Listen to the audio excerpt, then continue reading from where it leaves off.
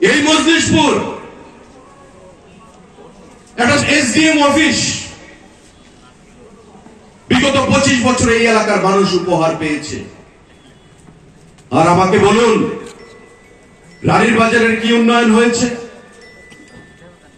একটা SDM office জিরানিয়াতে হয়েছে, কারণ আলাদা মহকুমা গঠিত হয়েছে, আলাদা মহকুমা ঘোষণা হয়েছে, একটা এসডিএম অফিস করতে হবে।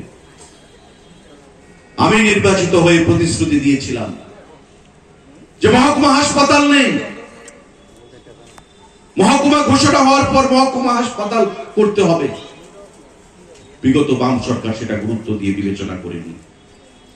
40 টাকা কোটি টাকা ব্যয়ে মহকুমা হাসপাতাল কাজ 70% সম্পূর্ণ হয়ে গেছে।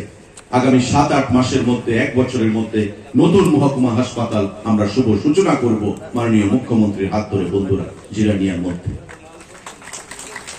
প্রতিশ্রুতি